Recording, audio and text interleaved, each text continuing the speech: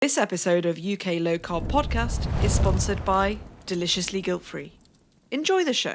Well, this is really exciting. I just want to say a massive thank you and a big welcome to Gary Taubes. Thank you for coming on UK Low Carb. Thank you for having me and for staying up late to have me, for which I appreciate. It's okay. It's only 10 o'clock. To be fair, thank you for your time because I'm looking at him right now in the sunshine. He's telling me about sunburn and I'm sat here pasty at nighttime in a wet, miserable Britain, which actually is not that dissimilar to our July, to be fair. But anyway, it's great to have you on, Gary. And you've been busy at the moment, I guess, because your book, A Case for Keto, has just come out about a month or so ago. So you must be having quite a lot of these interviews and podcasts and things. Is that the case? Yeah, it is. And I have to say the case for keto. If it's a case, that would imply that there were others to be made. It's the case for keto. Yeah, no, I've been doing a lot of podcasts. Again, mostly in the keto community. In the United States, my arguments are, I had written this book, The Case for Keto, to explain to the rest of the world sort of why those of us who buy into this way of thinking can sound somewhat zealous about it, and why physicians are buying into it, and why they find it so important to prescribe low-carb, high-fat ketogenic diets to their patients. But you have to get people to want to be open to those ideas. And at the moment, in the UK, they're open. But in the US, I'm not sure they're as open as they could be. So yeah, it's interesting. And just looking at your other titles, some of which I have read. So The Case Against Sugar was really massive for me. And you actually quoted George Osborne in that book, I remember. And I kind of thought, this is something international, which is really interesting. But the Diet Delusion, Why We Get Fat, The Case Against Sugar, now The Case for Keto, it sounds like there's been a bit of a journey there. Like you've kind of looked at one problem, then you've realized there might be this solution, and the next problem. Is that the case, do you think? To some extent. There's also, I did so much research for the Diet Delusion, as it's called in the UK, that in a sense I've been unpacking it ever since. First I wrote the Diet Delusion, which is not, I think it's it's a good book, but it's a tough read. So then I had to write Why We Get Fat to sort of condense this to make this kind of airplane reading version of it. And then the sugar book just had to be written because the sugar plays such a critical role in the spread of these obesity and diabetes epidemics, that somebody had to do that book. And I thought it might as well be me. And then The Case for Keto, because everything had changed so much. Since when I wrote Why We Get Fat, the last chapter was basically how to do this.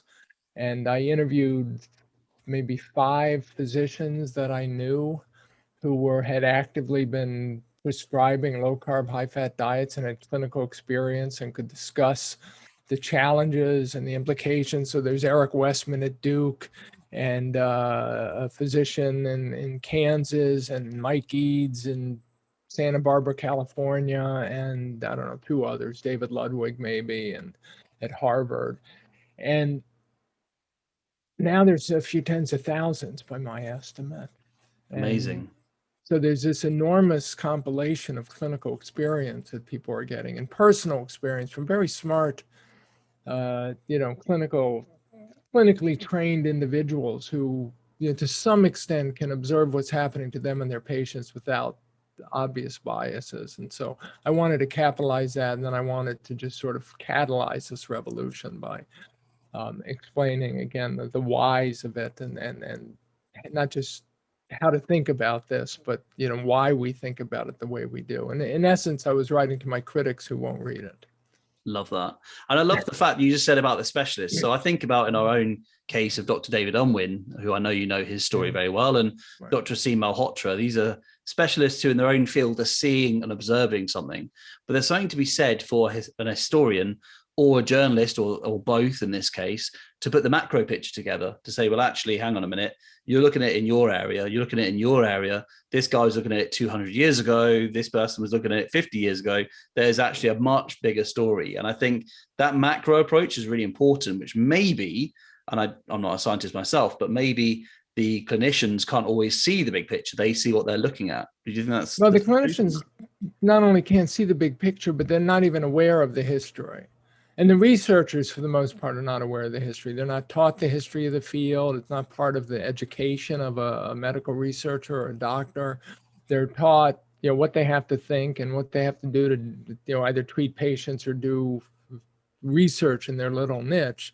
And so, journalists come along. The role I've played and Nina Teicholz has played as journalists is we've been able to expand this picture. You could say this is part of a sort of 200-year-old way of thinking that can explain an enormous amount, not just about our own personal health, but about the obesity and diabetes and heart disease epidemics you see spreading around the world.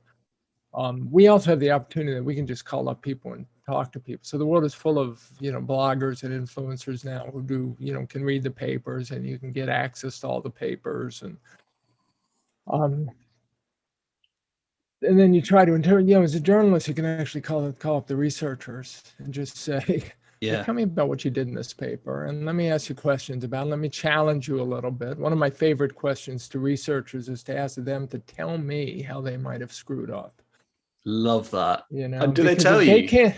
Well, the good ones do. The bad ones will say they know that's, they didn't screw up. It's not. But the good ones are all too aware of all the ways they may have misinterpreted their data or built artifacts into their experiments. That used to be one way that I judged good scientists versus bad scientists.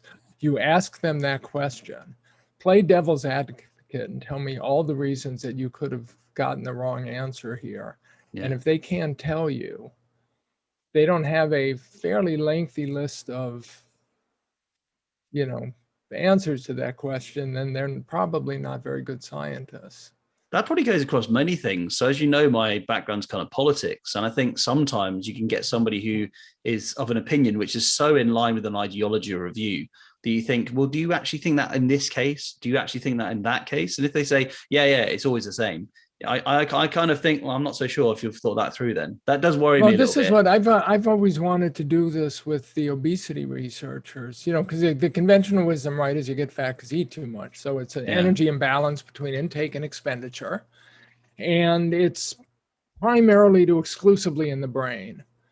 So you have these people walking by who are 400 pounds or 300 pounds, and the idea is that they can't control their appetites. It could be genetic, it could be biological, but somehow they just can't control their appetites.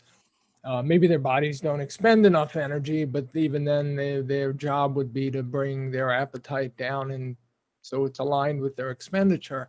And I want to sit with these people, go to some public square in a major city, and everyone who walks by go, so, a 500 pounder goes by on one of those, motorized wheelchairs because they can't walk. And they say, so you think that he weighs 500 pounds because he eats too much?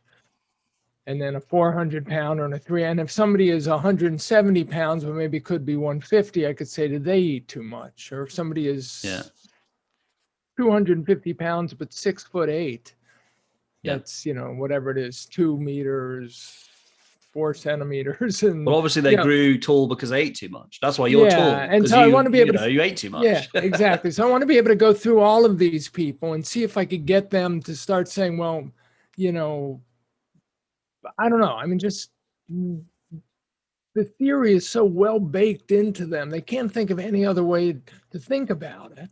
Yeah. And I actually so I co-founded this not-for-profit, the Nutrition Science Initiative. And we were in Houston once discussing one of the experiments we were doing with these obesity researchers from around the country who had played a major part in the experiment. We were having breakfast at the hotel one day, and our science director, it was a wonderful woman who was overweight. And the PI to this experiment was this wonderful, thoughtful researcher who thought that people get overweight because they eat too much. So with the permission of this woman, our science director, that wasn't her title, but I said, do you actually think she eats too much? Because she's the person. Awkward. She's a person who suffers from obesity. Are you saying that her problem could be cured if she ate less? And you just saw what she had for breakfast, and it was about 150 calories. Yeah. And he wouldn't answer it because you can't answer as soon as it gets personal, right? So it was like, oh, I don't think she couldn't be more perfect in my mind. Therefore, but they forget when they're studying populations or making these broad hypotheses that they're talking about individuals, and they're making assumptions about individuals and their willpower. And it's a moral judgment, isn't it? Because it's a moral judgment. It's saying your psychology is the problem, not your physiology, which I thought was very well raised in your book, actually. So I want to come on to this point then, because before I get into all of that, and I think there's so much that we can talk about, the idea of journalists questioning science seems not to be that common to me. Now, of course, I'm not in this field, so you might tell me there's loads of scientists who, being questioned by journalists all the time. But in politics, journalism is seen as a very healthy part of checks and balances. And so journalists will, be encouraged by the public to question their MPs. And quite often there's a bit of a skepticism, I think, about politicians and what they're doing and is it the right decision. And in this country, I don't think you get so much investigation in journalism or reporting, unfortunately. However, you still do get that. But it seems like science is almost like a bit untouchable, like a bit of a religion that you can't really question. It is a bit untouchable. And it's interesting because what you're describing for politics, I would say, is true for every field of journalism. So sports, I mean, imagine you're, a football correspondent saying, well, the coach said this is true, so that's all we're going to report. Good night. Good night. The coach said we lost because the other team, center forward. I watched the game. I have a different opinion, but I'm not going to mention it because if the coach says it's true, it's true. Science writing evolved in the U.S., which is why I know it, to be kind of a job of translating science for the public. Mm-hmm. That's what science journalists do. And the idea is, in theory, that it's all so complicated and so complex, and you have to be so well trained in the nuances that the journalists can't be smart enough really to challenge them anyway. We're just not experts enough. So you could be a Middle East reporter. You can spend 20 years of your life in the Middle East and understand the politics and the sociology and the conflicts as well as any academic. And then you could, inform your reporting with all your interviews with the academic. So people will accept that you're better. But in science, the idea is it's just too complex, medicine and science. And most researchers, when I first wrote my first piece, on obesity for the New York Times Magazine, and I got attacked by the then nutrition reporter for the Washington Post. And she told me she believed her job was to faithfully translate what the people at the U.S. Department of Agriculture and the National Institutes of Health were saying for the public. Wow. It just wasn't up to us to challenge people. The problem is, some of these sciences, I grew up writing about physics and all sciences. I had a physics background. There was a field like quantum optics, where if I had to do a story on quantum optics, I literally got a headache trying to understand it enough so that I could dumb it down enough that I could write it for a science magazine speaking to scientists.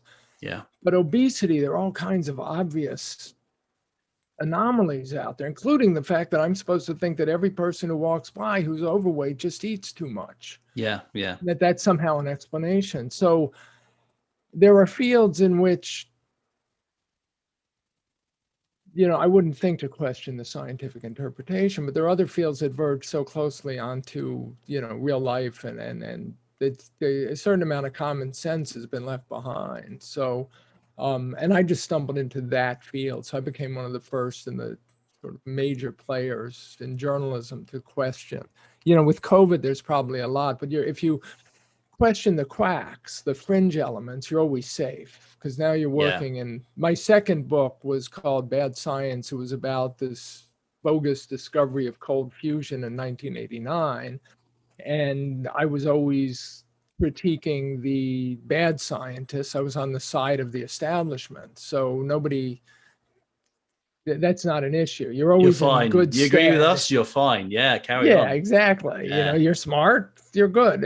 When I stepped into nutrition, and it seemed so clear that the nutritionists didn't know what good science was, and the obesity researchers didn't know what, in part because it's just too hard to do the experiments.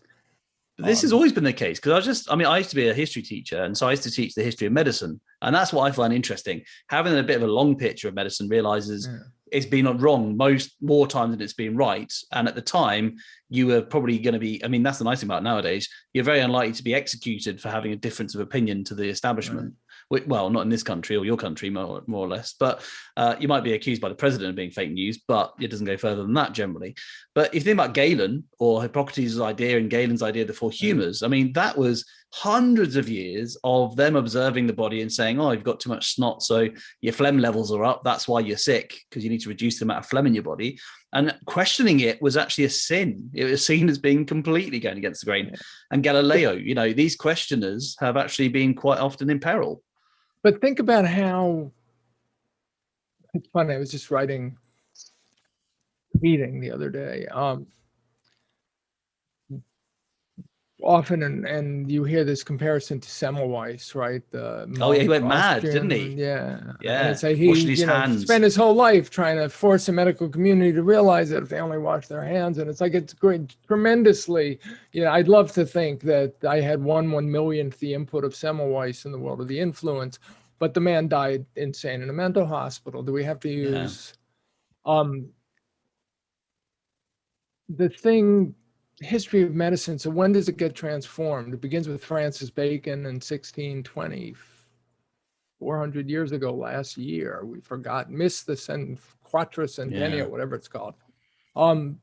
Arguing for the need to do experiments to test hypotheses, because he says, the human brain is wired to see what you want to see.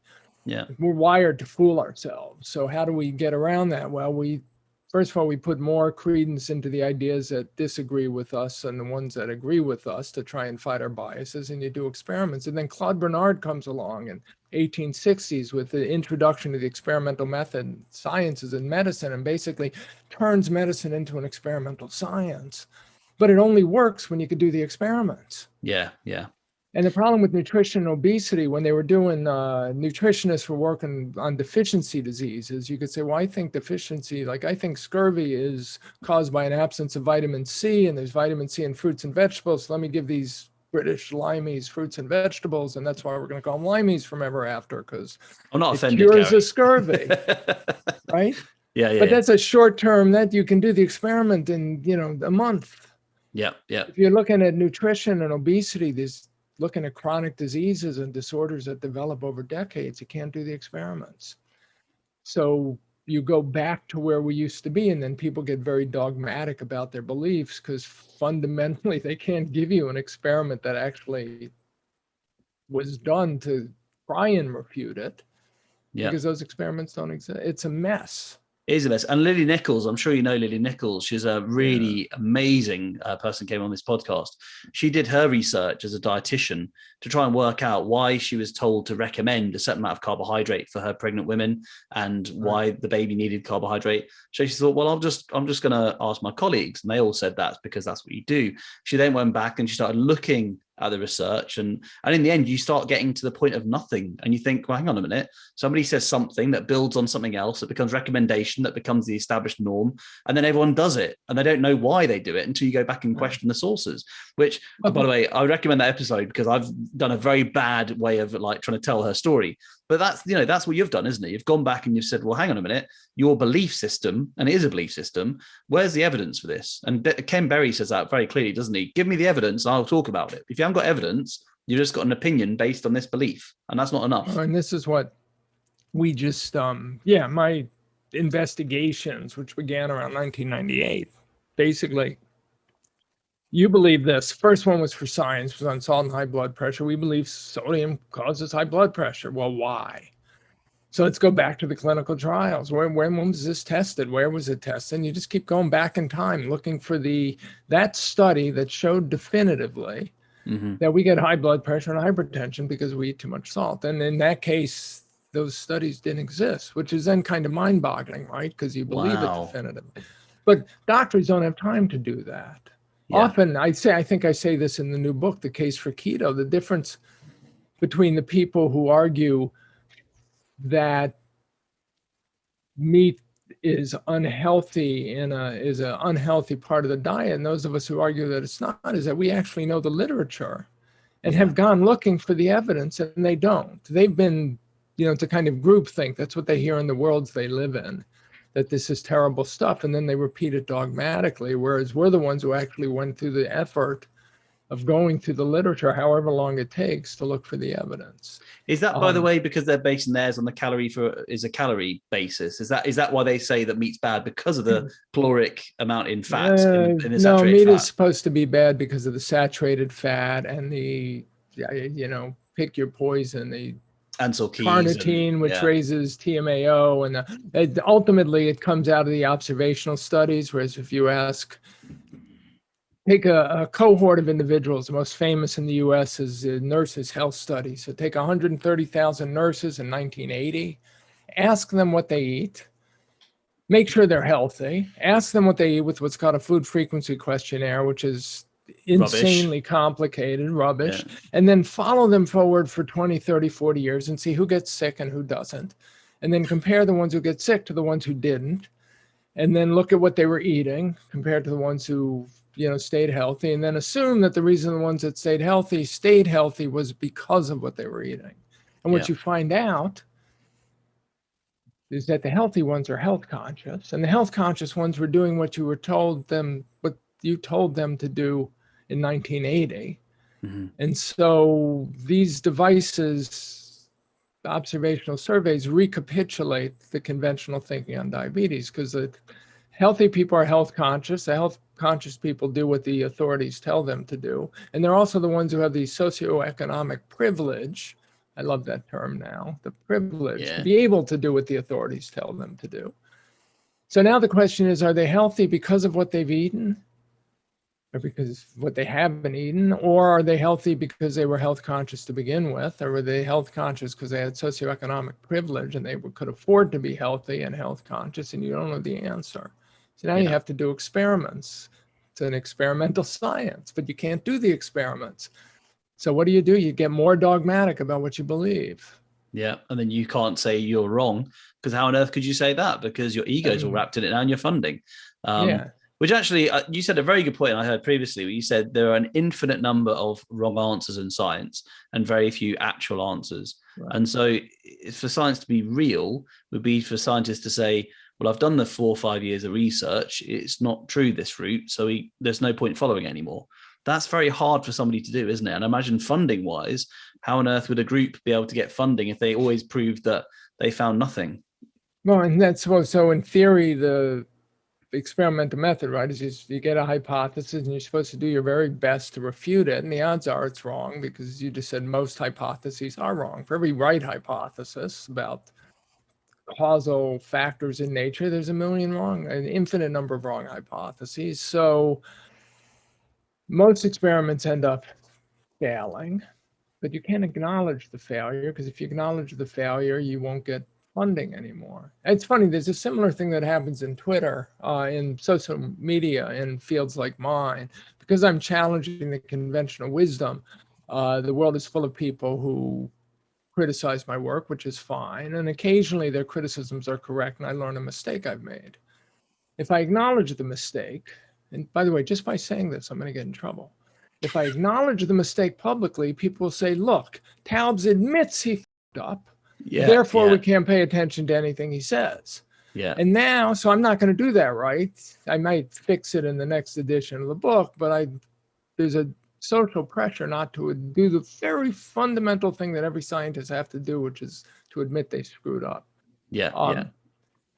Now, having said that, people will say, why even talk? If the people who dislike our arguments listen to your podcast, they'll say, well, listen, hey, look, here's Taubes admitting he's never going to admit that he makes a mistake. Therefore, we can't ever pay attention to him. Whereas if I tell people I'm a scientist, and of course, should the evidence contradict my beliefs, I'll change, which history tells us never happens.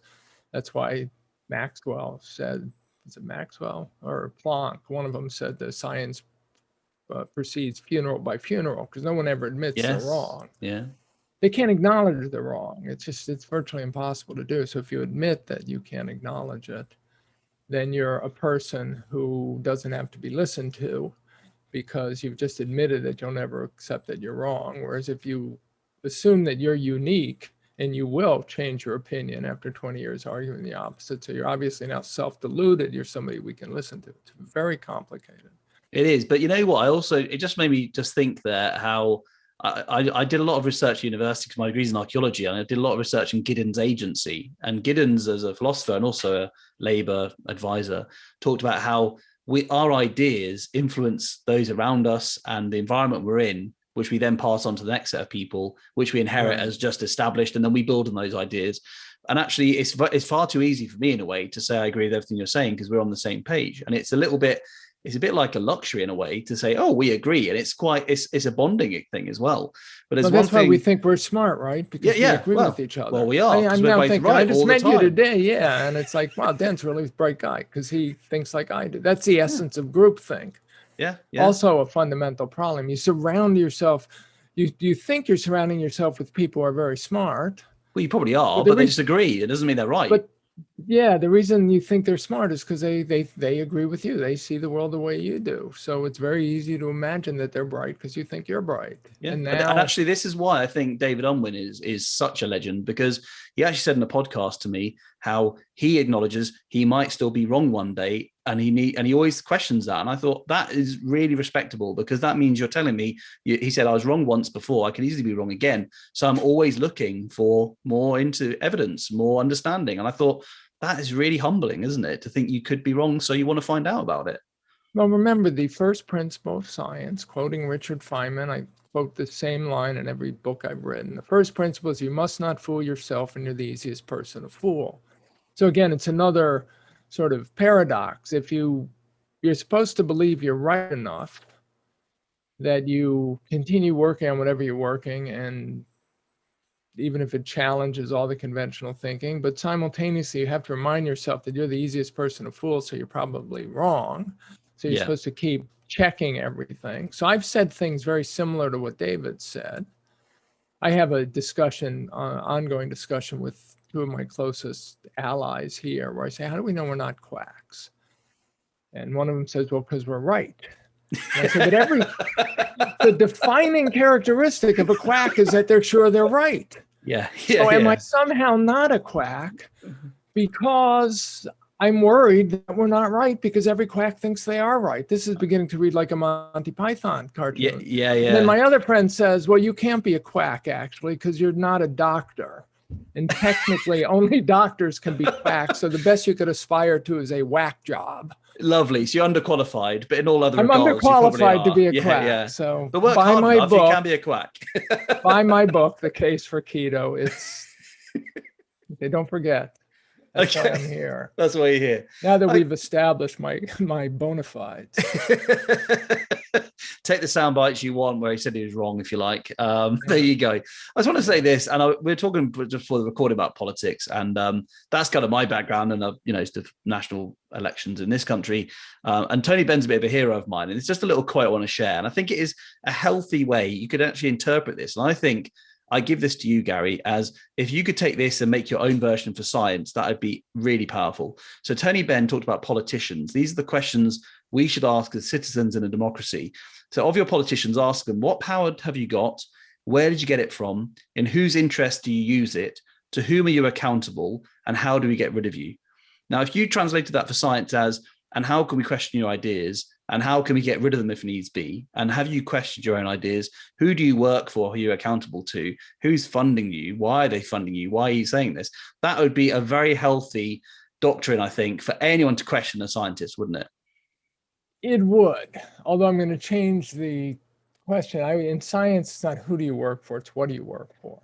Yeah, true. Okay, so are you working for your own personal advancement, or are you working to establish reliable knowledge about the universe, truth? Well, I might just question that, though. What about tobacco? Wouldn't you say that tobacco science in the past, in the 50s, was a little bit more about who they're working for than why? Yeah, but the question is, was tobacco an extreme example? The tobacco industry, and it's interesting. Okay, so my second to last book, my last book was A Case for Keto. Before that was a case against sugar. And I make the argument that that sugar is toxic and is maybe has killed actually more people than tobacco has. That's a relatively easy argument to make. And then people say, so the sugar industry is just as bad as the tobacco industry.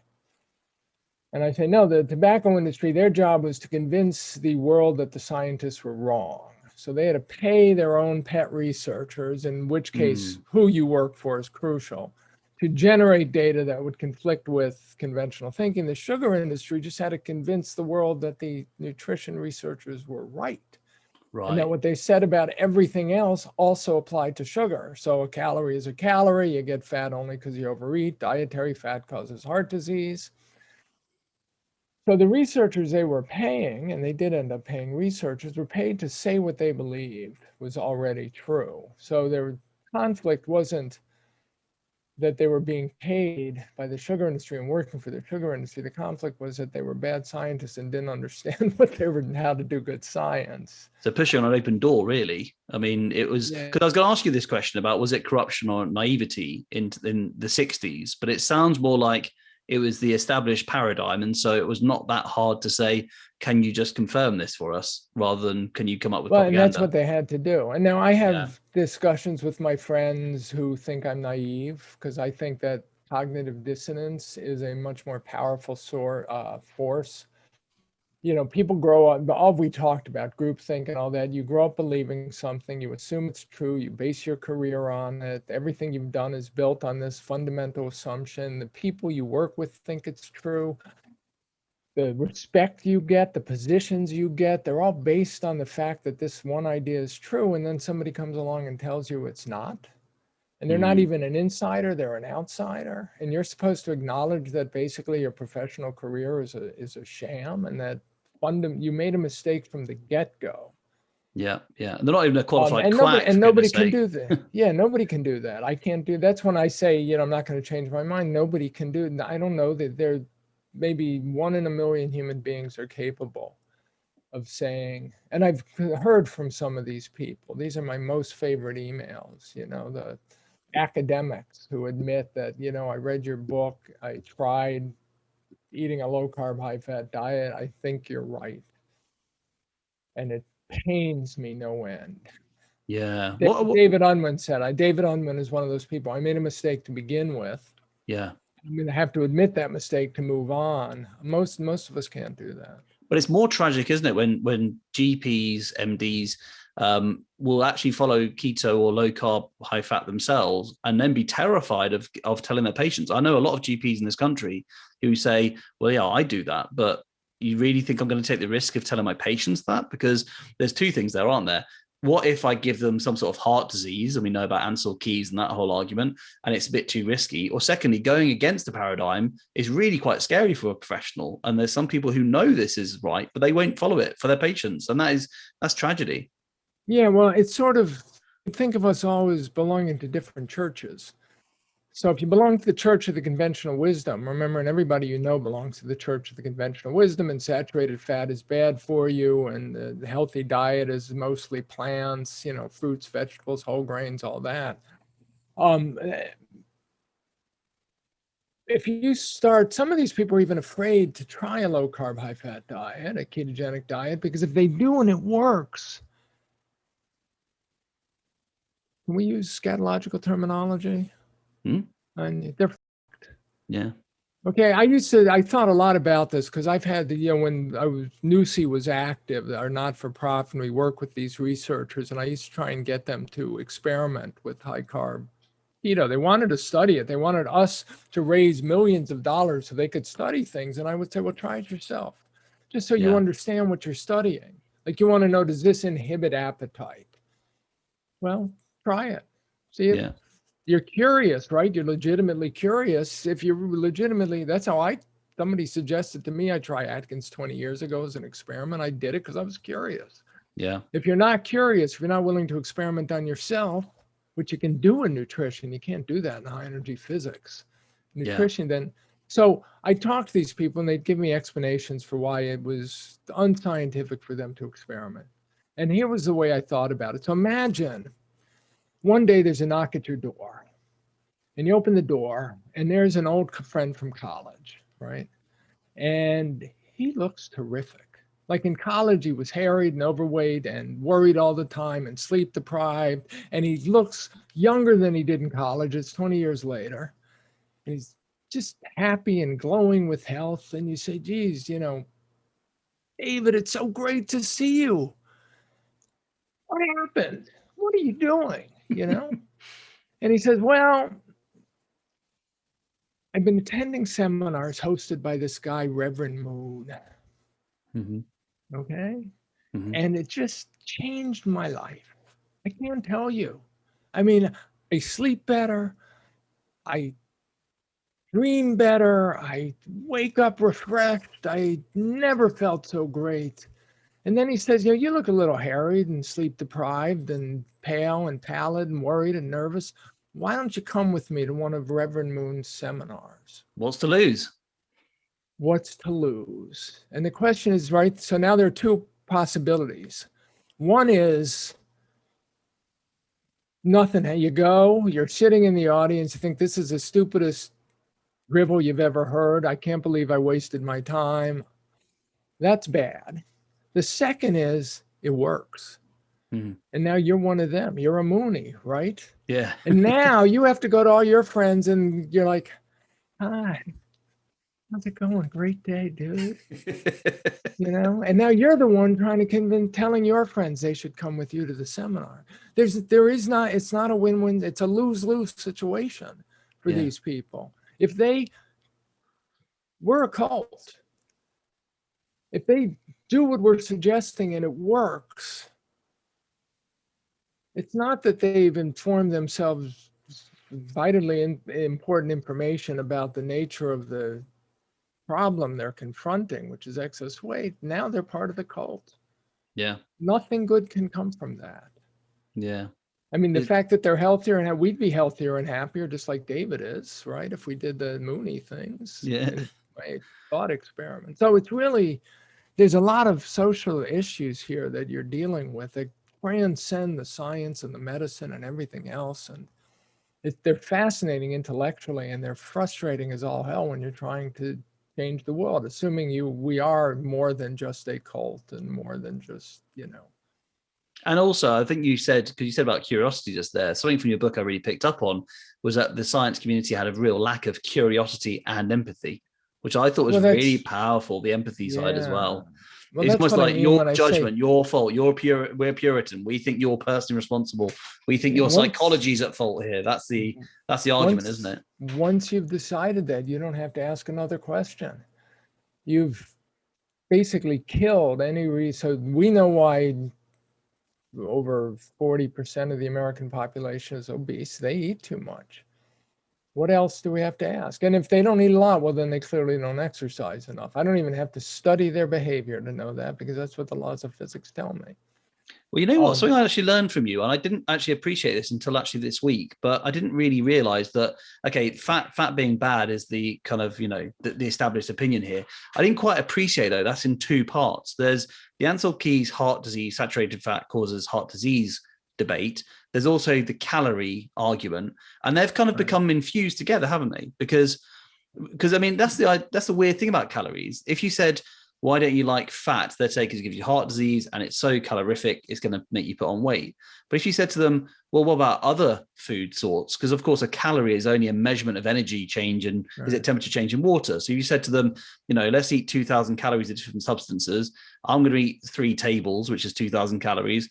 You're going to eat some coal. Somebody's going to eat 2,000 calories of plastic. You're going to eat 2,000 calories of meat, and Fred's going to eat 2,000 calories of plutonium. Let's just see how those calories, all the calories are the same. So maybe some of them are less filling than others, but they're all going to be the same number of calories. So of course, it'll have exactly the same impact to your body. When you say that, they go, that's ridiculous, but fat's different. And I think that's very interesting how it's been infused with the saturated fat argument to make it a demon. And so the calorie is a calorie. Without that sort of demon Ansel Keys argument, maybe would be easier to change. I don't know. What do you think? I thought so, but and it's interesting. It is changing. So it's not changing the way it should, but now you start to see conventional wisdom people saying the idea of counting calories doesn't work. Let's forget the counting calories thing. let's get you to eat whole foods, healthy foods, get away from processed foods and ultra processed foods and sugary beverages, because we can all pretty much assume they're bad, although for unscientific reasons. And we'll hope you lose weight. And before you lose weight, you'll have to eat less. But we're hoping if you make this transition, we'll do it. So they're beginning to understand that there's something sort of what researchers have known for 100 years, which is the concept of calories is meaningless when applied to how much you're eating and weight gain. But they still, this idea, fundamental idea that obesity is not a energy balance defect. It's not about taking in more energy than you expend. It's a hormonal regulatory defect. So the effect of the foods on your diet. I don't know how the plutonium and plastic and all that will affect your endocrine hormonal responses. Which is irrelevant in this, Gary. It's just calories. You know this. Come on. Yeah. Well, but you can do the same observation with, with foods, all foods. Defining food as something that, you eat that gives you sustenance and contains at least some beneficial qualities.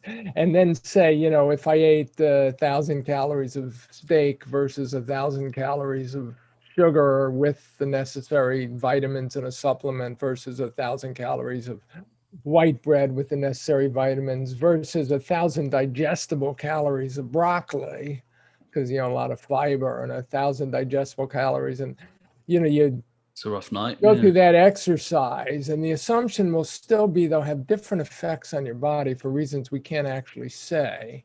Yeah. But not on your weight. Yeah. So we know that the protein and the fat in the steak have different effects, entirely different effects on the hormonal response than does the sugar or the carbs, entirely. The sugar or the carbs, the glucose will stimulate insulin secretion. The protein, or some of it will stimulate insulin secretion, but it will also stimulate glucagon and growth hormone secretion. The fat won't stimulate either. The fat will be stored, and the fructose and the sugar will go to the liver and be metabolized in the liver, where some of it will be turned into triglycerides, which might cause some insulin resistance. So you're all going to get, you can basically look at these as all different signals, and those hormones have dramatically different effects on fat accumulation, but it doesn't matter. Yeah, which is weird. And you said in your book that we know this in animals. So why suddenly with humans it's a completely different ballgame? That's odd, isn't it? It is. I mean, I reported a story last year that, because it's so controversial, has yet to see the light of day and may never see the light of day on just this subject. And I thought, I am going to interview women who study the menopausal transition. Because again, I've found that in the literature in the 1920s, physicians saying, or researchers saying, well, we know that if, we inhibit estrogen secretion in animals, they'll accumulate fat. And this is what happens during menopause in women. And so that would explain their fat accumulation. And I was just curious if these people would think of it this way in 2019, 2020, when I was doing the research. And they didn't. They thought of it as, they didn't actually ask the question.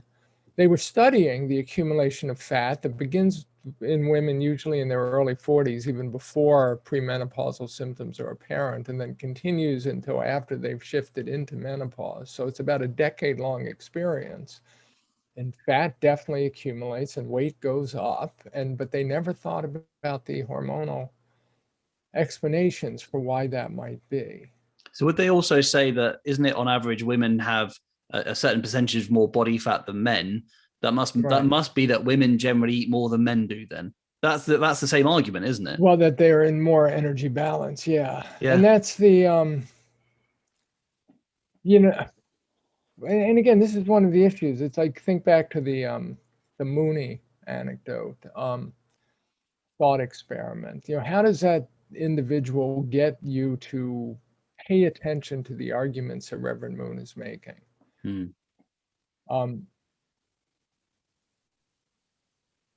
And even when they see this, so when I was reporting this story last year, this was fascinating, and we're completely off from whatever we were going to talk about. I was accused 20 years ago when I started this of suckering, scientists into talking to me when I knew that I was going to write something they disagreed with, which wasn't true, but that was the accusation. So in this case, I thought I'm going to be thankful for anyone who still talks to me in this field. I'm going to tell them exactly what I'm doing. Now I'm going to give them a paper in the email. I'm going to include a paper that's going to explain exactly the situation. So I told them I was writing an article asking the question, whatever happened to the argument that Edwin Aswood made in 1961 in the paper attached? And Edwin Aswood was the most prominent endocrinologist, hormone specialist in the United States. He was at Tufts University, president of the Endocrine Society, the Society of Endocrine Researchers, and it was his presidential address. And it was called The Heritage of Corpulence. And he made the argument that obesity has to be a genetically transmitted disorder. Just, height is eye color, foot size, why not obesity? And then he argued against what he called the conviction of gluttony, which is that fat people just get fat because they eat too much, and that obesity had to be a hormonal regulatory defect, and that the hormones responsible would be the hormones and enzymes responsible for liberating fat from fat cells, putting fat in fat cells, oxidizing fatty acids for fuel, for all of fat metabolism and fat storage, these terms called lipogenesis and lipolysis and lipid oxidation, and that they were the obvious places to look. And so I was asking these guys, read the article, and then I'm going to ask you why those still aren't the obvious places to work. Because nobody pays attention to it anymore. It's like there's just no discussion in the obesity literature about any of the, fat storage and fat metabolism. And they'd read the article, they'd email me back. Some ignored me, as people do nowadays, but they'd email me back. And the ones who talked to me, which included some of the most influential figures in the field, said, I'd get them on the phone and they'd say they read the article, and then they'd say they agree with the article completely. Wow. Okay. Obesity is a genetic disorder. We know that now. Yeah. So they agreed with the part that they agreed with, and it's as though they didn't see the part that they disagreed with.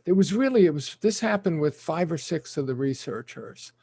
They told me they agreed with the article when clearly what they disagreed with just never quite, if it made it into their psyche, it didn't stay there. And then I started wondering, maybe I'm only seeing the stuff I agree with and not seeing the counter argument when I read. Their cognitive dissonance was so great. Can I just question that a little bit? Can we just go back a second? Was it that they were saying there was a genetic component to this, which meant that somebody then is more predisposed to eat more? Is that what they're saying? Whereas actually you were saying there is a hormonal genetic element here, which means somebody's more likely to store fat. But you're looking at it from different angles, coming to yes, that is genetic, but I see it from this psychological point of view.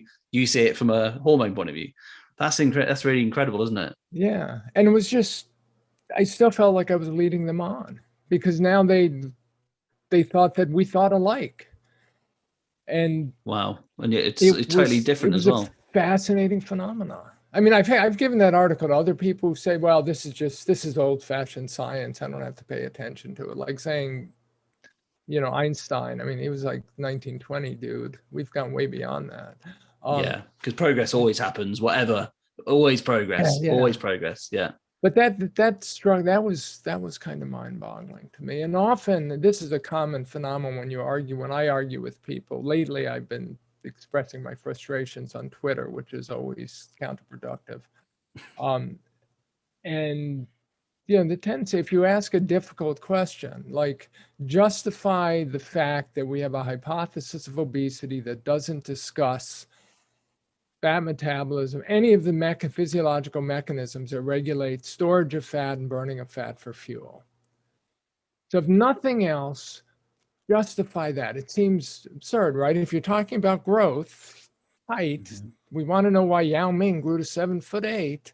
We don't care about how much he ate and exercised, right? Those are not the factors we're comparing. We're interested in growth hormone secretion and growth hormone receptors and insulin-like growth factor and those receptors and, But this is completely different. And what's interesting, anecdotally, which I know that's the level I'm working at here, but we all know there are certain people who can put away a lot of food and not put Right. a bit of fat on.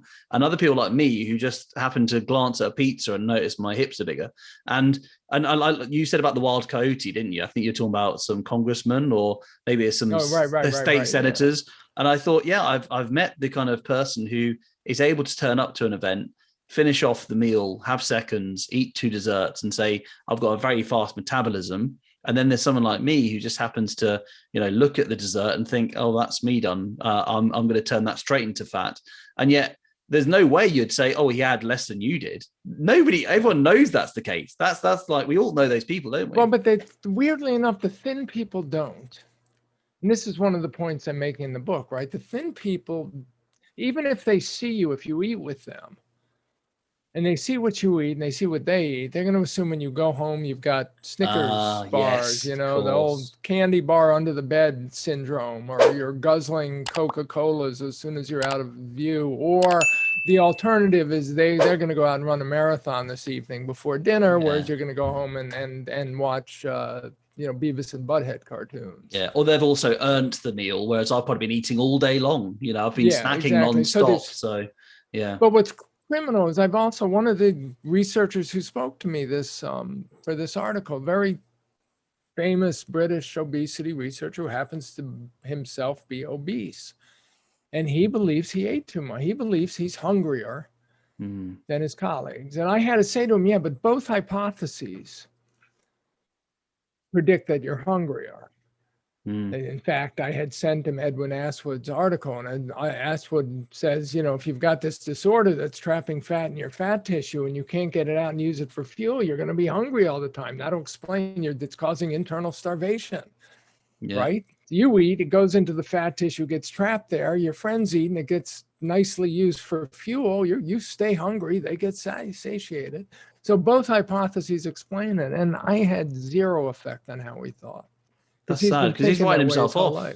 He's writing himself off. I mean, there's so much judgment. It's almost like we're very Puritan, and we just love the idea of saying it's your responsibility. You are fat because you. And there's a real shame associated with it, to the point of, I know somebody who will remain nameless who said, I look at a fat person and I know their character straight away. They're greedy. They're all about themselves. I was horrified, but that's what he thought. He has such a negative view. And of course, he's a stick thin guy who now in his 50s, almost 60s, got a pot belly. But obviously that's not, we don't talk about that. But, I guess that's not a character flaw at all, is it? That's just something that happened with beer. But, it's interesting how he kind of judges people. And I thought that's a very common thing. He's just being honest.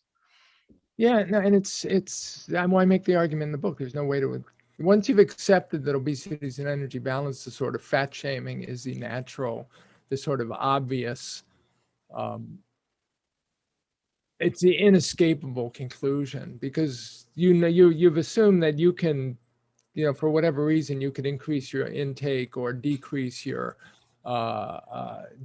intake or increase your expenditure such that you could stay in energy balance. And it's not that hard for you to do. So if they're not doing it, they're obviously not trying hard enough. So they either don't care or they don't mean anything.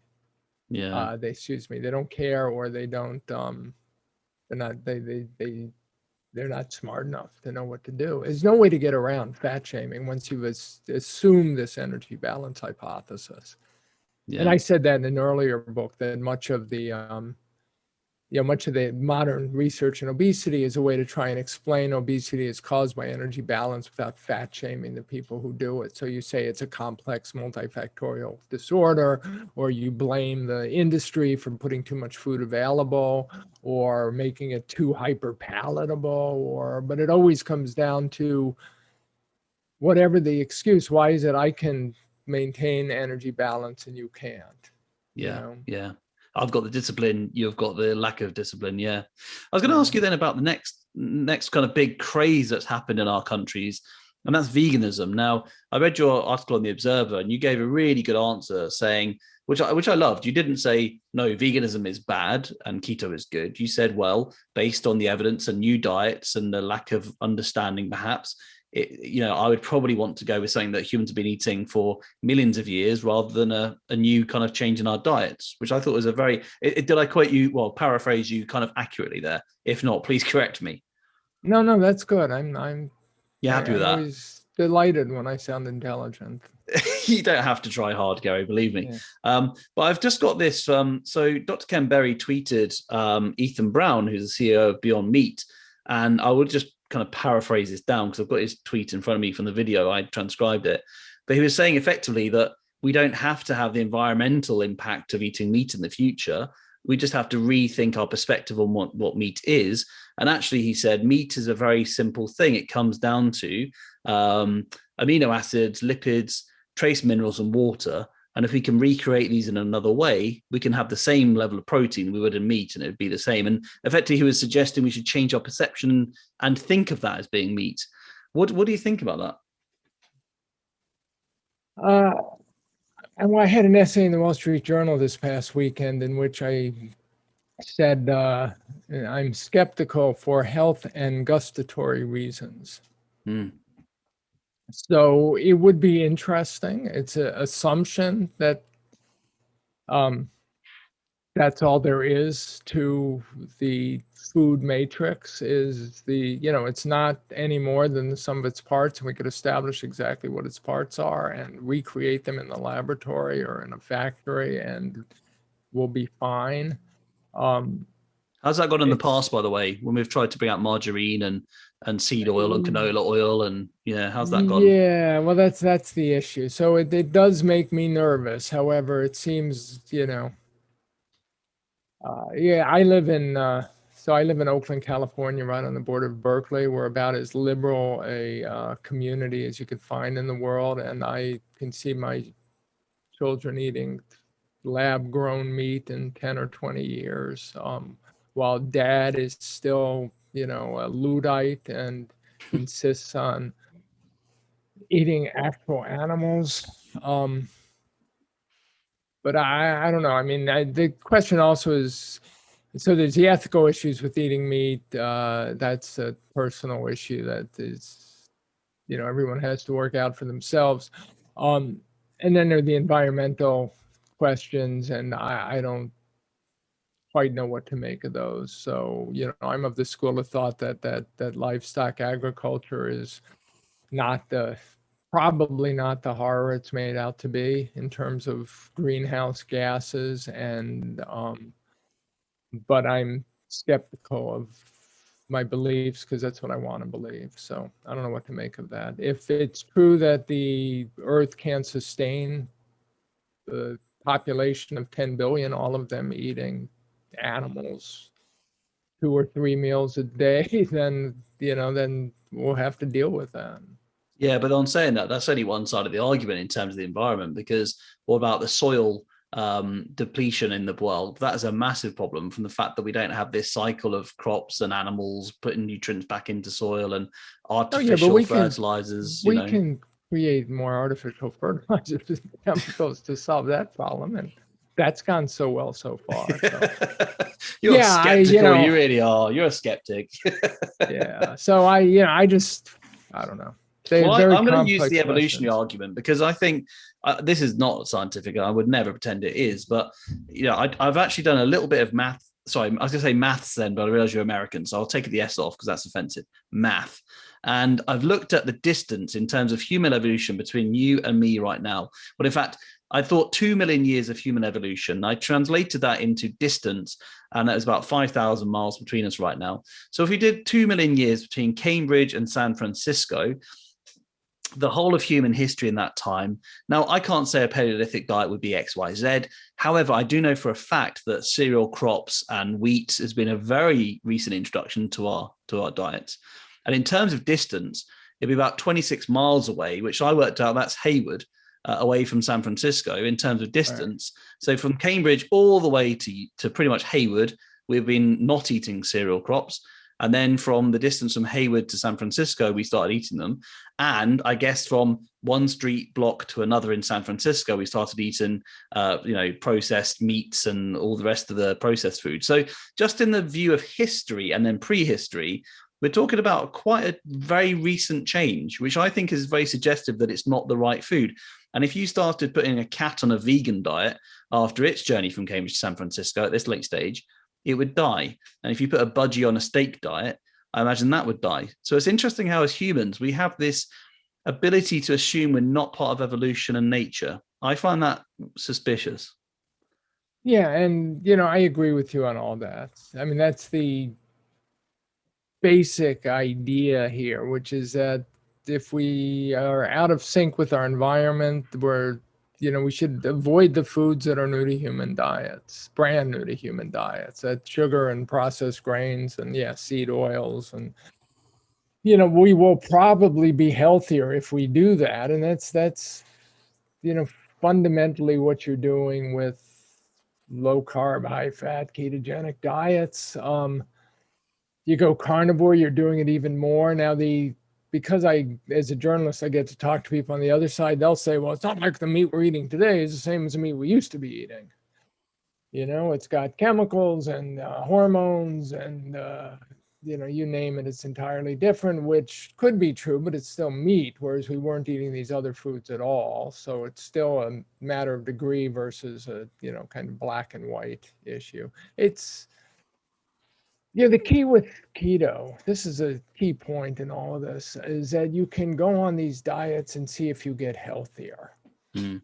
What people like Nina Teicholz and I have managed to do as journalists, and then the researchers involved, like David Ludwig at Harvard and Eric Westman and the Duke and the Steve Finney at UC Davis and Jeff Volek and the clinicians like David Unwin and tens of thousands around the world, is we've established that these diets will not kill you. When I started doing this research in 2000, the conventional thinking was, when I did Atkins as an experiment, what we used to call keto, the assumption was that I was going to die within days from a heart attack. I mean, I'm still waiting to have that heart attack. Hopefully not too soon. You're not old now. Well, yeah. You get older, people start falling by the wayside. It gets a little nerve-wracking. Yeah. I know I'm laughing. How cruel am I? Sorry. Sorry. Really. Yeah, no, but it's true. I mean, tragic. Yeah. 7 best friends from college, 4 of them are no longer with us. I mean, oh wow. Fit guys. Yeah. Well, one of them was an alcoholic, so right. Although he was fit, he struggled with alcohol his whole life. They all had different reasons for all of them, but they started making you a little nervous. Keep it light, Gary. Keep it light. Come on. Yeah, really. Exactly. Anyway, so that's, eat what we evolved to eat. It's or don't eat what we didn't evolve to eat is maybe a better way to think about it, because we really don't know what we ate during those 2 million years, during that British Air flight from Heathrow to SFO here in San Francisco. We don't know what we ate then. We only know what we ate since Hayward. And even then it was different depending on longitude and latitude and where you were in the world and whether you had herds of buffalo that could keep you happy or, at the farm. So my theory is, don't eat what we didn't eat. And if you avoid those, you'll probably be doing pretty good. And that can be tested, and you can test it on yourself. When people do, they get healthier. So you can sort of leave all the hypotheses behind and just say, look, I eat this, I'm healthier. My lipid profile is healthier. My weight is down. My blood pressure is under control. I can get off diabetes medications. I don't need a clinical trial to tell me that I've done a good thing. Yes. Yeah. I totally agree.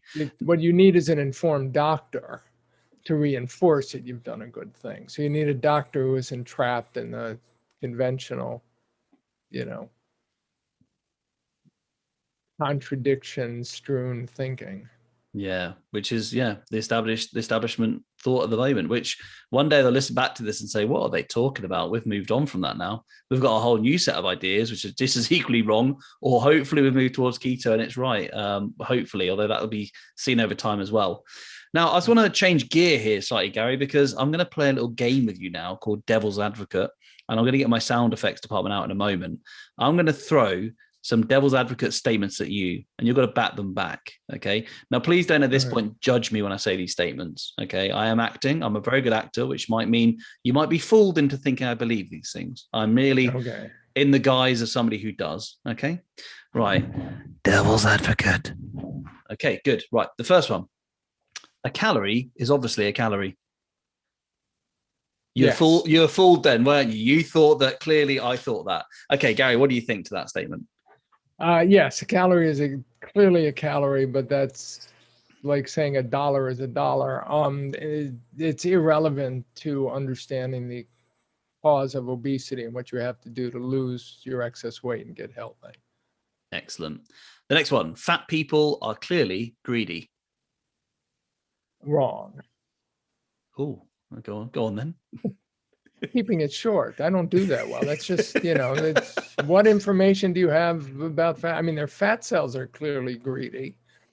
That's a good way to phrase it. I was thinking about it. There's a fellow out there who has dedicated his life to explaining to everybody why I'm wrong, which I think is a waste of his time, and he probably does too. But he has a book out it's about obesity, and it's called The Hungry Brain, which is interesting because, again, the idea is that you've got this disorder, you've got fat tissue that is accumulated, all these excess calories. So greedy is a good term for it. And one of the old-time diet doctors referred to these as sort of greedy fat cells.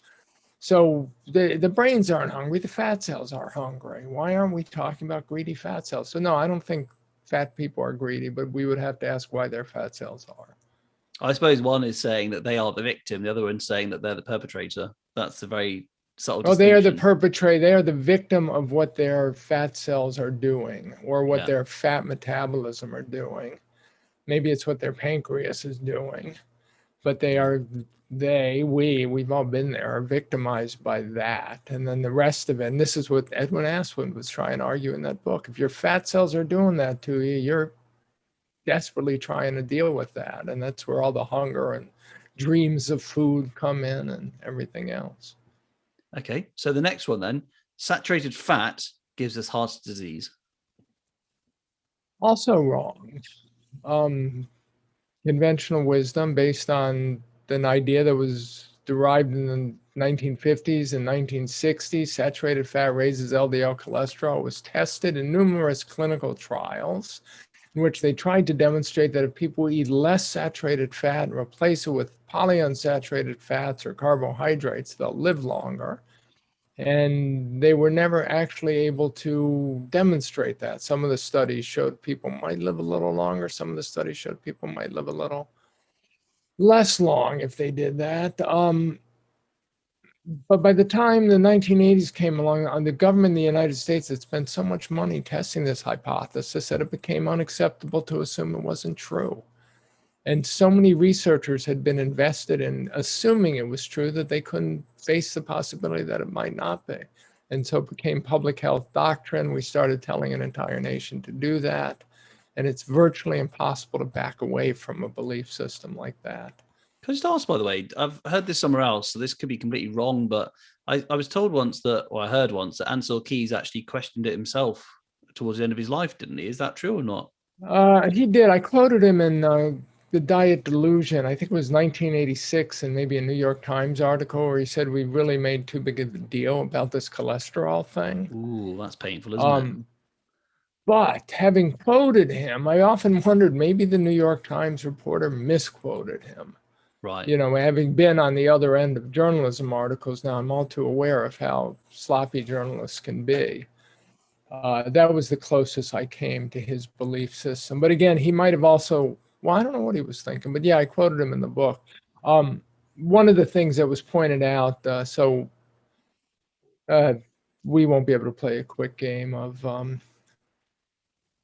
whatever you call this if I go into long answers. So let's move on. No, I want to hear this. This is great. This is devil's advocate, but extra. Devil's advocate. It's just, so the idea was, the hypothesis was saturated fat will give you heart disease, right? But if you're changing the saturated fat content of the diet, you'll change a lot of other things. So just like a drug test, if you assume that the diet intervention, low fat, low saturated fat diet is equivalent to a drug intervention, you don't want to know if it just maybe prevents heart disease. You want to know if it's going to increase your risk of dying from other possibilities. So you want to know if I switch my diet, I want to know if I'm going to live longer.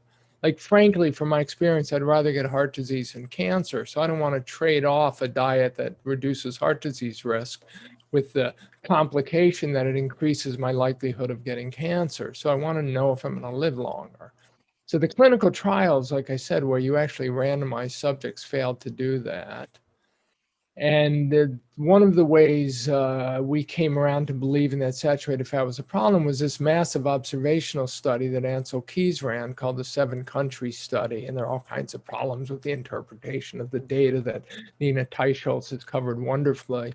But one of the things I pointed out in my book is that the study results suggesting that saturated fat was a problem and polyunsaturated fats were the solution came out around 1971, 72.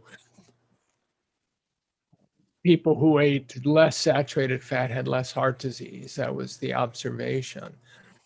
But by 1980s, they started saying, well, maybe it's not just about heart disease. Maybe we should look at the link to longevity.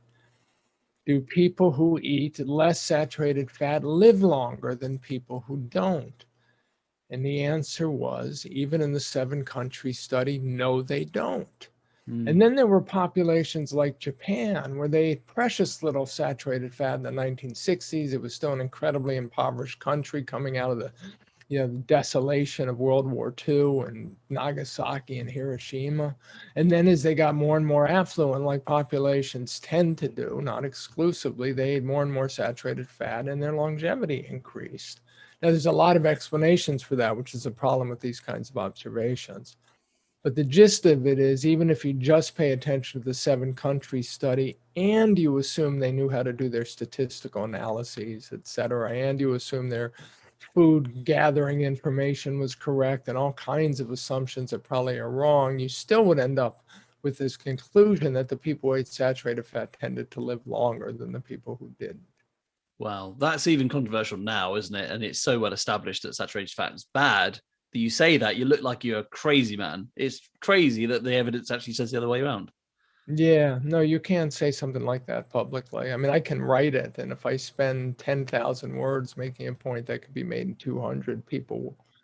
But yeah, it's a problem. This is why all of science technically is about not embracing things as truth before you've rigorously tested them. But in medicine and particularly nutrition and chronic disease, people, they did. And once you do it, it's no getting off of it. Yeah. Okay, the final devil's advocate today is as follows. Women accumulate more fat because they eat more than men do, especially in the 3rd trimester of pregnancy and menopause. Oh, yes, absolutely. Bonbons are a problem. High-fat pickles during pregnancy, ice cream. And again, I mean, this is the thing. This was the point that was made by German and Austrian obesity research in the 1920s and 1930s. We know that fat accumulation is regulated by very carefully regulated by hormones, because it's integral to our survival. So if a woman gets pregnant, she has to accumulate fat, and so that when the baby is born, she can nurse that baby even in a famine. And when we go through puberty, men and women fatten differently. Men lose fat and gain muscle. Women gain fat in very specific places. We all have areas of our body that accumulate fat and areas that don't. It's got to be a local phenomenon as well as a hormonal phenomenon. And yet we have this theory that people get fat because they eat too much. Yeah. It's only when you put it in that stark way. You ask these other questions, I'm always thinking of ways to get, if we just want to say, look, let's not have a theory of obesity. Let's have a theory of fat accumulation. So now I want a theory that explains, a hypothesis that explains not just whether I've eaten too much or not, but why, I have a little too much fat here and no fat at all there. Yeah. I got no fat on the back of my hands. Why is that? But the back of my thighs, not the same issue. What's controlling that? Clearly, how much I eat and exercise has nothing to do with it. Unless, I guess, maybe somebody thinks if I became a marathon runner, I'd lose the fat on the back of my thighs. I don't know. Yeah. You know what's really sad about all of that as well? When a few years ago, people started realizing you could be fat on the inside and thin on the outside, the answer wasn't well, hang on a minute, this proves what we've been saying all along. Fat accumulation in different places is different in different people and whatever. But still, people had this idea of, well, I better start fasting more and cutting back on the caloric intake. And that's the answer they had, which is just, crazy. Yeah, well, and again, it's they have a belief system, and then you see what you need to see to support the belief system, and you interpret it in a way that supports the belief system. And if you can't do that, you pretend you never saw it. Yeah. And you move on. And that was just, Yeah. that's just not what we're looking at. So it's not an issue. Now, I've got a few questions for you, Gary. These were put to me from a number of different sources, mostly from my Facebook group, UK Low Carb, but also I was on this new app, Clubhouse. I recommend it. It's amazing. I'll share you an invitation if you wish. We got people talking all day long and sharing, and there's a keto group. And I went in there yesterday and said, well, I'm talking to Gary Taubes, and if you've got any questions to ask him. And so Judith did ask this question. She wants to start keto, but she's heard it's really expensive. Any ideas where to go, and does it have to be expensive? Well, she could start keto with intermittent fasting. So we could cut the number of meals she's eating from 3 a day to 2 a day, and take a couple days for her to get over it. It's been so long since I've had carbohydrates as a major part of my diet, that I was spending a lot of money on them. But let me give you an example. Let's say dinner, okay, a little piece of fish and some green vegetables. Instead of fish, potatoes, and green vegetables, you have fish and green vegetables. That's keto. Okay, put some butter or olive oil on top of the green vegetables. It's even more keto. Lunch, instead of eating a sandwich, with processed meats and cheese and lettuce and mayonnaise and mustard, just eat the processed meats and mayonnaise, lettuce and mustard and skip the sandwich. That's a low carb, high fat keto lunch. You're just not eating the bread, not eating the potatoes. You could still get by eating salad, just put more olive oil on it. And, if you can get a hold of some fatty meat, eat that. Skip breakfast. It's the reason, carbs are the cheapest calories in the diet. Sugar is really the cheapest calories in the diet. That's one reason why they're everywhere and why, we tend to consume so much of it. But basically what you're doing is not eating those foods.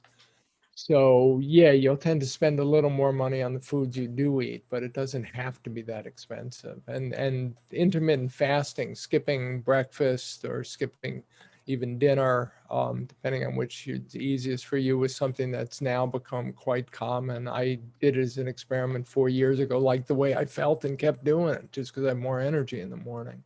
Yeah. So all those things can be done. And I can guarantee that whatever more money you spend on food, you'll save it on healthcare costs down the line. Well, I can't guarantee it, but that's a quite likely scenario. Very good way of looking at it, isn't it?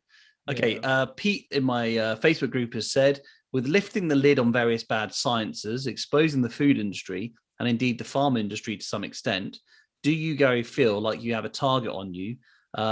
Is there a danger that these multi-billion pound and dollar operations might go for you professionally or personally?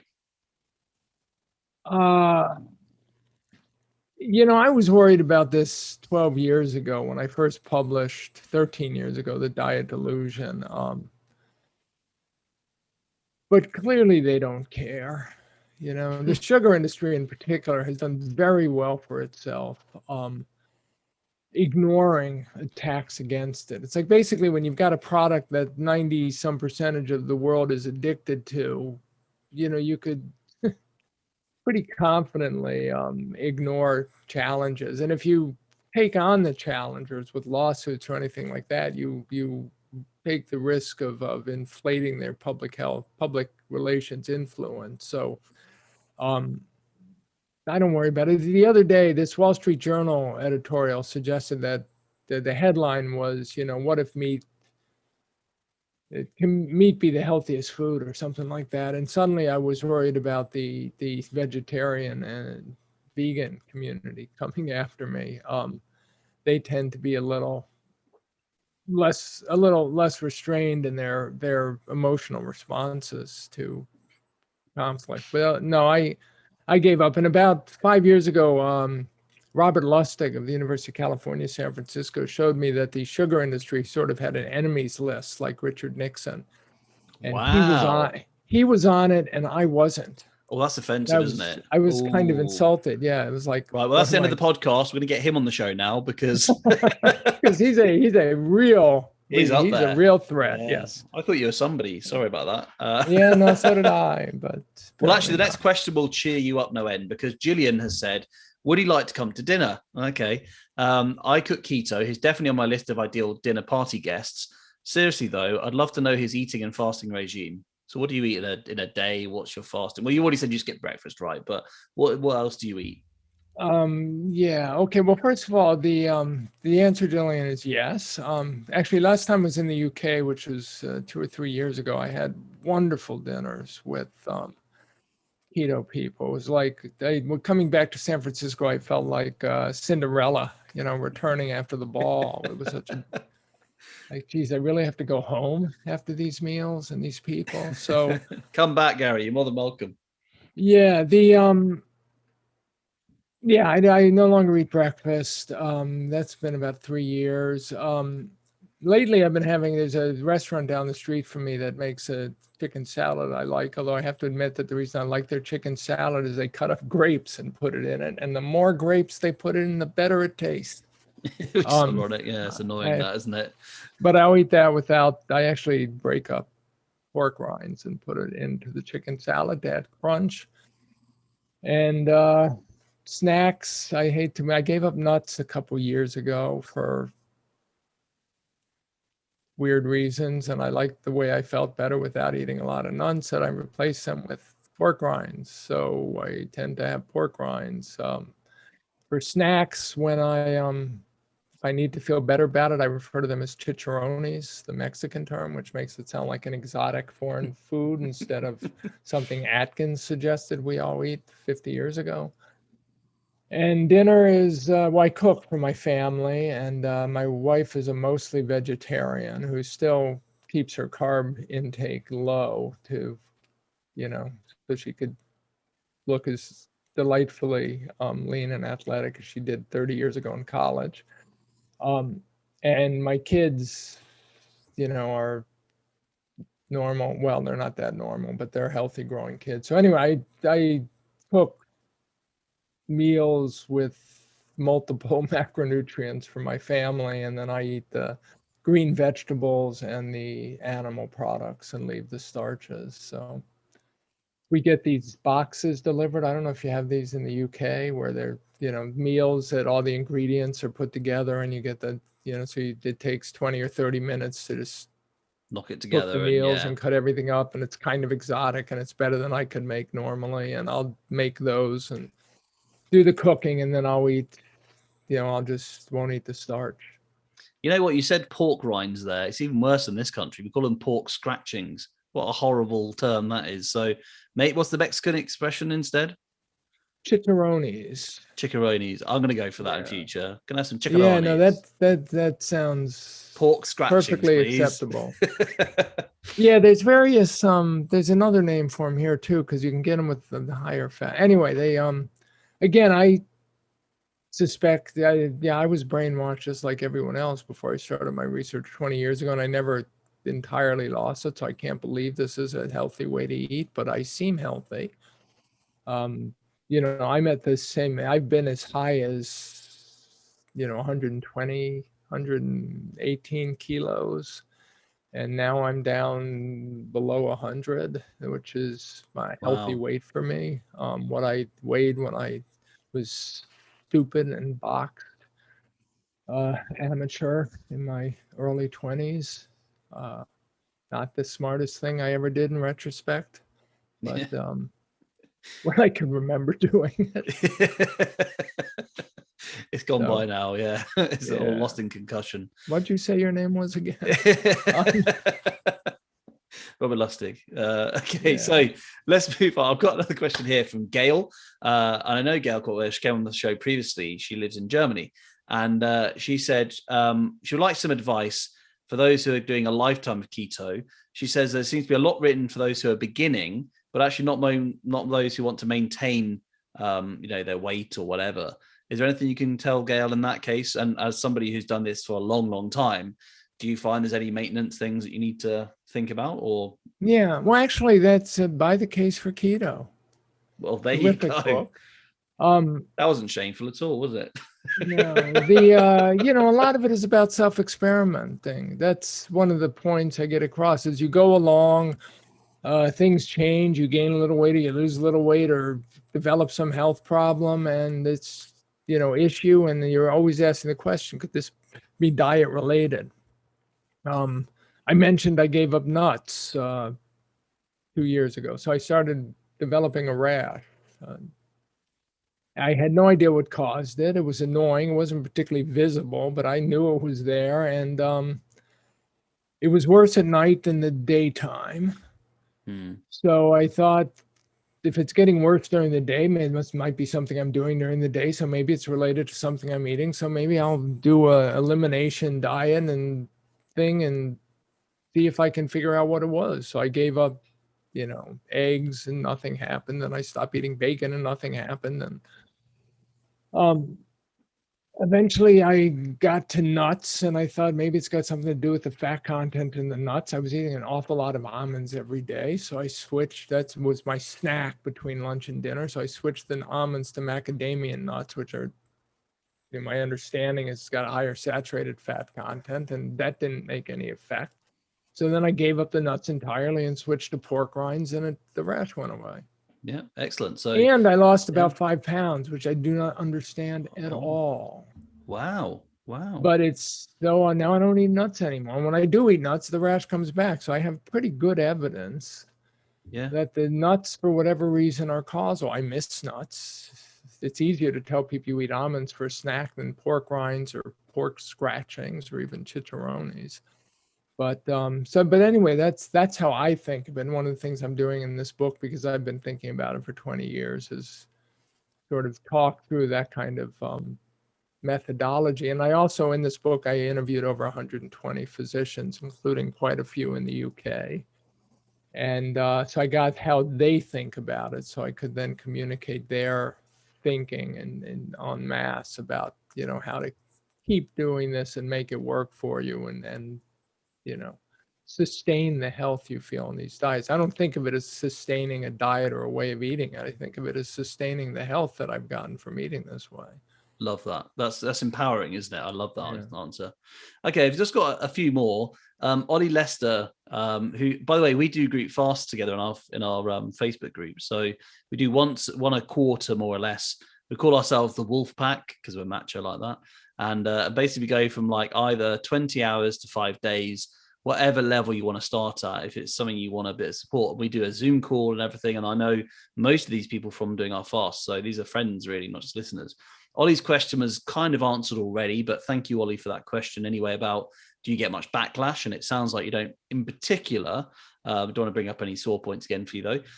But Walter's got a really good question. He's in the States. He said, in the case for keto, he talks about abstinence from carbs in the same way people with substance use disorders strive to remain abstinent from substances. I'd like to know more about this. It seems many diets have cheat days that can turn into weeks, months, and years. This is ringing more and more true for me.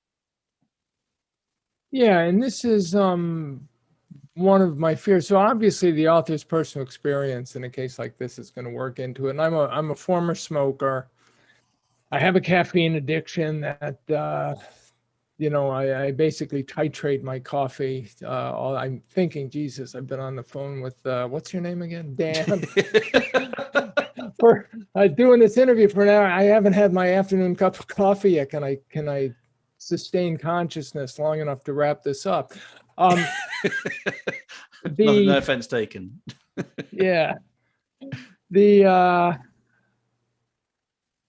This is how the doctors I interviewed, this is how they thought about it. And this is what worries me about cheat days. It's what worries me about carb backfeeding. It's what worries me about any approach that allows you to eat more foods. It could be that, for instance, all of us could do perfectly fine eating a sweet potato every day, like the paleo folks say, or once a week, maybe even do better somehow. You know, our concept 2 rowing times will improve by 1.5% if we add carbs to our diet.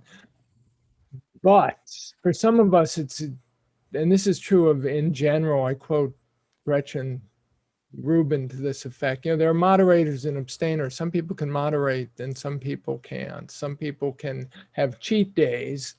And so let's say if my cheat day is Friday, what worries me is that I would be looking forward to Friday all week long. And I know this from my cigarette smoking habit. When I tried to keep my smoking to 2 cigarettes a day, I was looking forward to that second cigarette from basically 20 minutes after I finished the first one. And so I think of that as moderating an addiction. And I don't like moderating an addiction. I don't think, or excuse me, not moderating, managing an addiction. And I don't think many people can do that successfully. Some people can. My wife can order dessert at a restaurant back in the days of eating at restaurants and have 2 bites and like it and push it aside. And I'm not like that. So I suggest, you have to find out what works for you. But what worries me about cheat days is exactly that. You start slipping down a slope. And the next thing you know, you've gained 15 pounds and one cheat day is turned into one cheat afternoon. We've all been there. And those of us who used to smoke cigarettes, that's sort of the traditional, some people just say, well, I quit. I went cold turkey. I never smoked again. But most of us try to moderate our cigarettes or cut it to 1 a day or allow ourselves to only smoke on Fridays or pick your poison. And it continually fails until we finally found a way to go cold turkey we could sustain. Yeah, totally agree. There's always a reason to eat carbs if you want to make one, isn't there? Like Christmas. Yeah, oh, absolutely. Or it's my birthday, or it's whatever the reason. And unfortunately, it's never a cheat day. It is longer for me as well. I agree. So know yourself is really important, though, isn't it? The other piece of advice that I found so helpful in this book came from a physician in Virginia who's, a lot of this is about practicing, getting good at it. You wouldn't expect to get good at anything without practice. I said to my basketball obsessed son the other day, who practices piano 5 minutes a day, 3 days a week, I said, how good do you think you'd be in basketball if you practice basketball 5 minutes a day, 3 days a week? Do you think you could dribble? And maybe we should, and he said, his comment was, well, no, that's a good point, Dad, but I like playing basketball. Anyway. True point. Very true, I'm sure. A lot of it is first you learn how to do it, learn why to do it, and learn sort of the theory behind you doing what you're doing. And then it's about, the more you do it, the more you practice, the better you get. So for me, I can eat my chicken salad with cut up grapes in it because I'm pretty confident that if I start to gain weight, I'll know. And I'll be able to identify it's the grapes in the chicken salad and they're a problem, and stop eating this chicken salad and buy somebody else's chicken salad. There's multiple choices in my Oakland, Berkeley neighborhood. I also didn't have a family history of obesity or heart disease. So I am pretty confident at this point, after 20 years, that I can manage my own weight and eating habits. And so I know when I can cheat. And I know that if I cheat, it's okay because I won't have an opportunity to cheat again on a food like that. One of the logic is never have basically carbs or sweets you like in the house. Because if it's in the house, if you buy it, you're going to eat it. So I don't buy it. There are even low carb friendly snacks that I think are delicious, or just a touch of sweetness, so they satisfy that sweet tooth without being the kind of horrible sweetness that everybody else seems to tolerate now. But I don't buy them, because if they're in the house, I'm going to eat them and I'm going to think about them all day long. And I don't miss them if they're not in the house, so I'm healthier if I don't eat them. It's just a lot of it is practice and understanding your own body and knowing how to experiment, and knowing if you can't moderate. If you need a cheat day to do this, you might be the kind of person who would benefit from not having a cheat day. Yes, that's true, isn't it? Seeing how it feels, go a couple months without cheating and see if you really miss those foods. Yeah, and one cheat day has got a big impact. If you had a cheat day in your marriage, you'd certainly find out it's more hassle than it's worth than just one day, right? Yeah, exactly. It's got a massive knock-on effect. Final question for you, Mr. Taubes, and this is from Mark.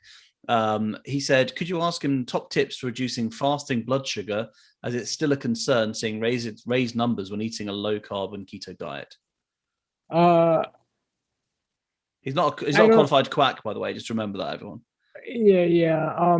Actually, and I don't know what the answer is. So that's an interesting question. I had recently got a CGM.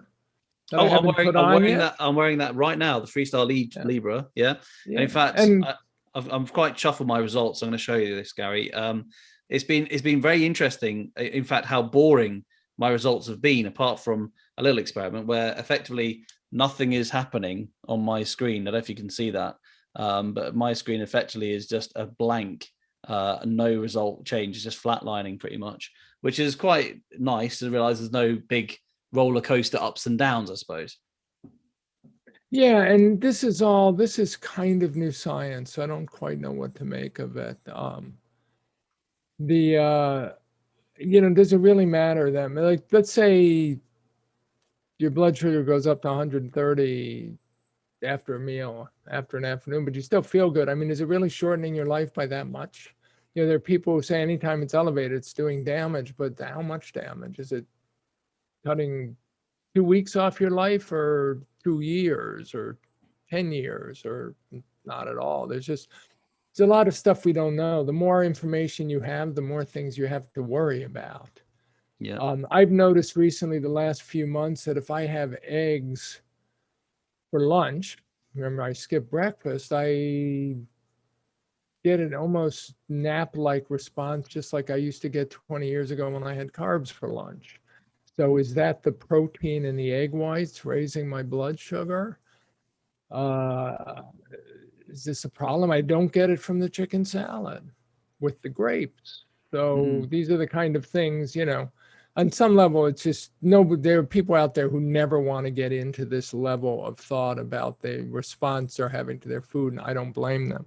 I get into it because I hate losing an hour of my life in the afternoon if I have to take a nap, which I never used to have to do. I did it religiously on carbs. I used to say, I don't take naps, they take me. Suddenly, the last 3 or 4 months, they're starting to take me again if I have eggs. Why is that? I don't want to give up eggs. Do I want to know my blood sugar? Very interesting. Yeah, so it's sort of, and is there a way to manage it? Time of day, stress. There's all these other factors on blood sugar, actually, aren't there? Quite often. Yeah, and we're all under with COVID, and there's stress. The world is different than it used to be, so hard to make sense of it. So the answer is, it's an interesting question. I don't know the answer. Hopefully, through crowdsourcing and other things, there'll be things to try where we will know the answer. Great. Well, I just want to say a massive thank you. That's quite a marathon session there, and I really appreciate your time, Gary. I just want to say I met Gary briefly, but very briefly, in 2017, and my tip always is, go to where the microphones are being put on people, because then they're gonna be there naturally at the beginning of a talk, and you can chat to them. So that's my tip, and it's worked, because now he's on my podcast. So there you go. Although now I guess there might be a crowd of people standing there, socially distanced, at the next conference. So maybe it's going to backfire. Although I would have done your podcast even had we not met in 2017. There you go. So that put me in my place. Thank you so much, Gary Taubes. I really enjoyed that, and I hope there's a lot there for people to learn. And I would just say, The Case for Keto, I'm halfway through it now. It's a superb book, really is amazing. You can get it on Audible. You can buy it from reputable bookshops. You can get, I guess, hardback, softback, I don't know, lots of different versions of it. It's out there, so go and get yourself a copy, and maybe buy it as a gift for somebody as well, because it would maybe change their lives like Keto's changed most of ours. So thank you so much, Gary. Thank you, Dan, for having me.